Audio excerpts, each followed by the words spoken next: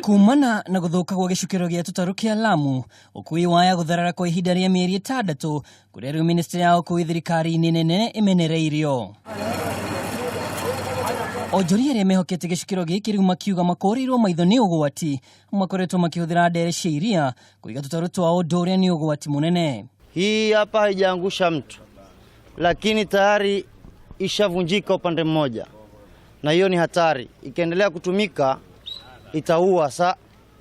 Kuna na Manda ndio jeti kubwa sana kwetu, kwa sababu tourist wageni wote wanatumia hiyo njia ya Manda na ndege kwa sahihi, kwa sababu magari si sana siku hizi, ndege zimekuja za bei rahisi.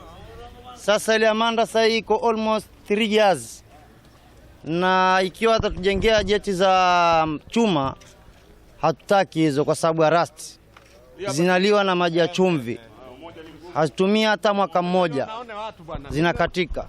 Na kumana na guthuka kwa icukiro ici na njira nene, onjoria kuma Mokowe, Kizingitini, Siu na Mada makoretwo makihuthira gicukiro kimwe undu uria uthararitie ugendi na njira nene kumana na muhatikano.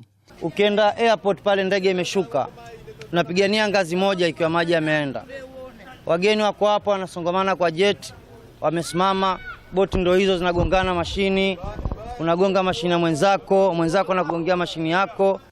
Munini wa gavana wa Lamu Abdullah Hakim Aboud orewikirite ndeto ino mukode ni ugete ugendi Lamu wi hatikaine no akuga riboti-ini ikinyire ministry ya ukui na uhakoria muingi wimenyerere. Tumeweza kufanya mkutano na kufuatilia mambo hayo kwa mashirika ambayo tufanya kazi nayo pamoja.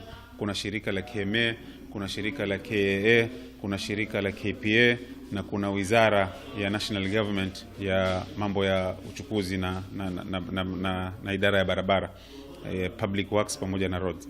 Zote tumetathmini hiyo hali na tumekubaliana kwamba hizi jeti zinahitaji ukarabati wa dharura.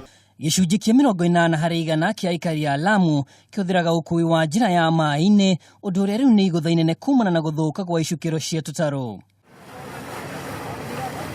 Ngiribotera Kameme TV, nĩ njĩtagwo Mwaũra wa Ndũng'ũ.